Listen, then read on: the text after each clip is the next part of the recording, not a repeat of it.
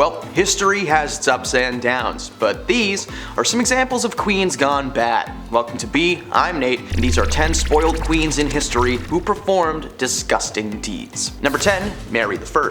Now this is a ruler who could have reserved a place in common history as the first woman ever to be the Queen of England. Instead, she is mostly remembered as Life Juice Mary, the name that she acquired because of her staunch and violent opposition to Reformation. I can't say the real word because the internet. Life juice can mean many things, but I hope that you know which Mary is known for being repeated in the mirror, especially when it's in the dark. Scary. The most controversial part of her reign was the religious policies. Despite promises a month into her rise to the throne that she would not pursue forced conversion of Protestants, Mary had leading Protestant churchmen imprisoned. She sought to reaffirm papal jurisdiction over England, and when the deal with Rome succeeded, the heresy acts were reinstated, which allowed for the burning of heretics. This sent a wave of fear through England, and around 800 Protestant nobles immediately fled the country. In February 1555, the executions began. Protestant Archbishop Thomas Cranmer was forced to watch the bishops Nicholas Ridley and Hugh Latimer being burned at the stake. Cranmer repented his Protestant faith, and technically under law he should have been absolved as a repentant, but Mary refused to accept Cranmer's absolution and had him burned at the stake as well to set an example.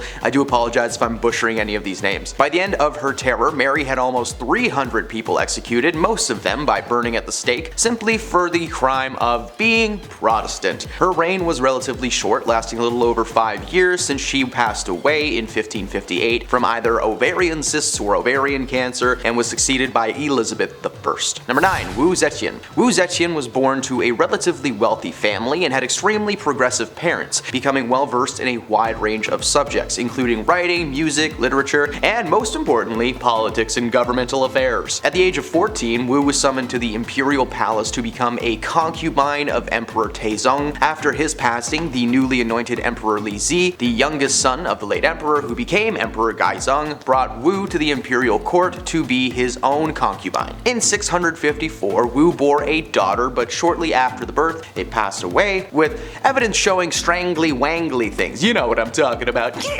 Wu accused Empress Wang of the passing, and Wang lost favor with the emperor. The most popular theory is that Wu actually took her own daughter out. Thereafter, the emperor conferred with his chancellors, and despite opposition, demoted Wang, having her imprisoned, and promoted Wu to empress. Later on, the emperor considered having Wang released, but Wu had her executed upon hearing this. Upon her ascension to the throne, Wu began targeting officials who had opposed her rise to power, having them arrested and imprisoned, exiled, forced to take their own lives, or just straight up executed. In 664, she accused several officials of witchcraft and had them executed as well, and their families were forced into labor within the imperial palace. In another incident, she ended her niece with poison, accused 2 others of the passing, and executed them just to make things look good. She eventually passed after repeating bouts with illness, and sadly there's nothing nefarious about that. Number 8. Isabella of Castile. When Isabella was born on the 22nd of April in 1451, there was little chance that she would ever become a monarch of Castile,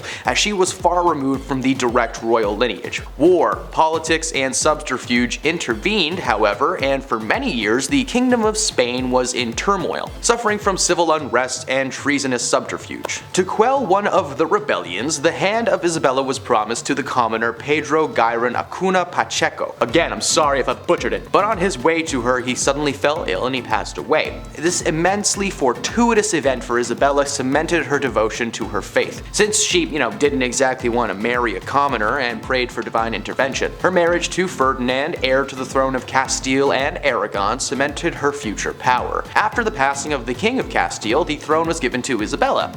Her cruelty is recognized in the treatment of non-Christians, which led to the formation of the Spanish Inquisition. Known for its extreme brutality and torture of mostly Jewish and Muslim folks, Isabella waged war on the Kingdom of Granada, the last Muslim kingdom in Spain, and the last piece to fall in the Spanish Reconquista. While some may see it as the liberation of Spain, for a lot of other people it was just open genocide. By the time Granada was annexed, 100,000 people were either deceased or enslaved. Number 7. Catherine de Medici. Serving as the Queen of France from 1547 to 1559, Catherine de Medici had enormous political sway over her sons, the French kings Francis II, Charles IX, and Henry III. They reigned through the French Wars of Religion and faced problems with a group of Calvinist Protestants called the Huguenots. It is wildly believed by historians that de' Medici attempted to have their leader, Gaspard II de Coligny, assassinated. The attempt failed, and fearing retaliation from the most powerful Huguenots, de' Medici planned to slay them all before they could take action. The result was that St. Bartholomew's Day massacre, which resulted in the passing of between 5,000 and 30,000 Huguenots. Number 6. Lady Elizabeth Beari. Born in 1560 on a family estate in Royal Hungary, Elizabeth Beari was of noble lineage and privileged with education, wealth, and a lofty social ranking. Her first taste of the morbidly bizarre was introduced to her during the early years of her life, when she suffered seizures which may have been epilepsy. The treatment for such bouts included feeding the patient human remains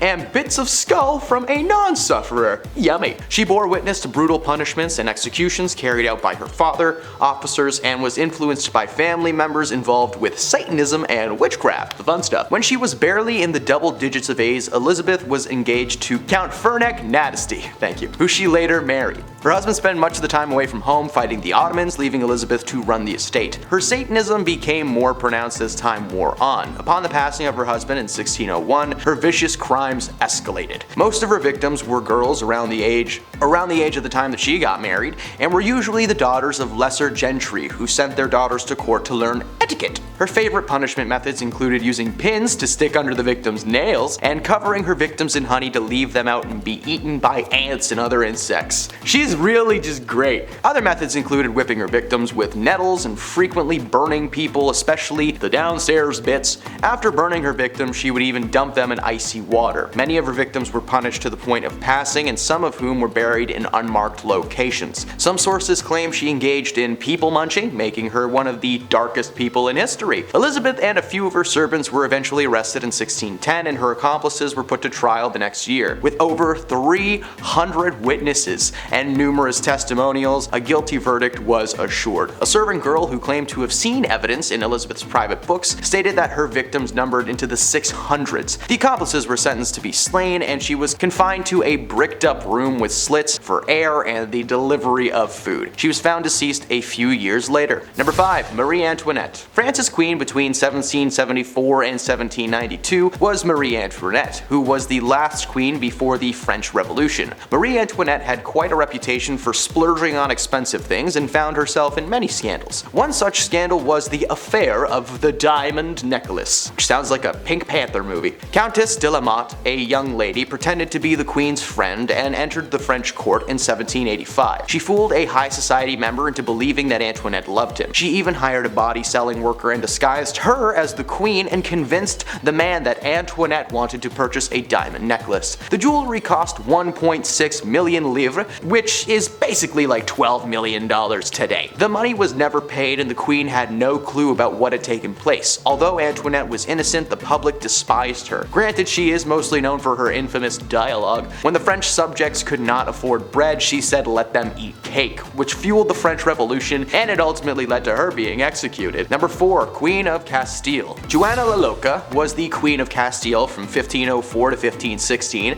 and she suffered from various mental disorders. After her husband passed away in 1506, her father buried his body. However, Joanna used to open the tomb and caress her husband. Ugh. Ultimately, she ordered the body to be dug out, and, she kept doing stuff to it. I'm not gonna get into it, it's a little graphic. Additionally, she would carry his coffin everywhere with her and actually kept him under her bed for quite some time. Years later, she allowed his burial outside of her window. Honestly, it's so creepy. Why would you do that to a body? Number 3. Maria Eleanor of Brandenburg. Maria Eleonora of Brandenburg, born on November 11th in 1599 and passed away on March 28th, 1655. That's right, she made it quite a while. She held the title of Queen of Sweden from 1620 to 1632 as the wife of King Gustav II Adolf. Coming from a noble German family, she belonged to the prestigious House of Hohenzollern, and I'm definitely gonna mispronounce that. However, when Maria and Gustav gave birth to a girl with a genetic condition causing excessive hair growth, Maria was deeply shocked. The unexpected unexpected appearance of her daughter combined with societal beauty expectations really pushed Maria to her limits. She considered her daughter ugly and refused to care for what she perceived as a monstrous creature. When Gustav passed away when Christina was only 7, Maria blamed her for his passing. For a year, Maria subjected Christina to harsh punishment, confined her to blacking out, darkened rooms to mourn her father in solitude for extended periods, even placing Gustav's open casket into Christina's room and demanding that she sleep next to it. That's way too morbid even by my standards. Good lord. Number 2. Sissy the Dragon Lady. The story of Sissy's rise to power is a remarkable one. Born at a time when Chinese women were politically invisible, Sissy managed to acquire enormous political influence by exploiting her position as a royal concubine, engaging in court intrigues, and manipulating those around her. By the end of the 1860s, Sissy had become the most powerful individual in China. Her will and her reach even exceeded 2 male emperors who she frequently bypassed or overruled. Sissy was born Lan Qiu in 1835, the daughter of a minor Manchu official, and at age 15 she was selected as a potential concubine for the emperor and relocated to the Forbidden City. She was elevated to the status of concubine by 18 and eventually gave birth to the emperor's only son, Zaichun, a feat that earned her another promotion in the palace's hierarchy. The emperor passed away in 1861, shortly after the disastrous Second Opium War, and left the throne to his only son. As the mother of the reigning emperor, Sissy was given the courtesy title Dowager Empress. By this point, Sissy had become adept at manipulation, palace intrigues, and power games. Through forged evidence and false testimony, she engineered the arrest of the 8 ministries, 3 of whom were later executed. With the Regency Council gone, Sissy became the de facto regent for the duration of her son's reign until his early passing from smallpox in 1875. Another rumor claims that 3,000 ebony boxes were needed to store her jewelry collection, so hey, she was a bit of a hoarder. And at number 1, Agrippina the Younger. Julia Agrippina, also referred to as Agrippina the Younger, was Roman empress from 49 to 54 AD, the 4th wife and niece of Emperor Claudius, and the mother of Nero. After the death of her first husband, Agrippina tried to make shameless advances to the future emperor Galba, who showed no interest in her and was devoted to his wife Amelie Lepida. On one occasion, Galba's mother-in-law gave Agrippina a public reprimand and a slap in the face before a whole bevy of married women. Agrippina was one of the most prominent women in Julio-Claudian dynasty, functioning as the behind-the-scenes advisor in the affairs of the Roman state via powerful political ties. She maneuvered her son Nero into the line of succession. Claudius became aware of her plotting but passed away in 54, and it was rumored that Agrippina poisoned him. Agrippina exerted a commanding influence in the early years of Nero's reign, but in 59 she was slain. Both ancient and modern sources describe Agrippina's personality as ruthless, ambitious, violent, and domineering. And those are some of the darkest things ever done by queens in human history. If you enjoyed the video, leave a like down below, follow our channel for more history content every day. Thanks for stopping, and we'll see you next time.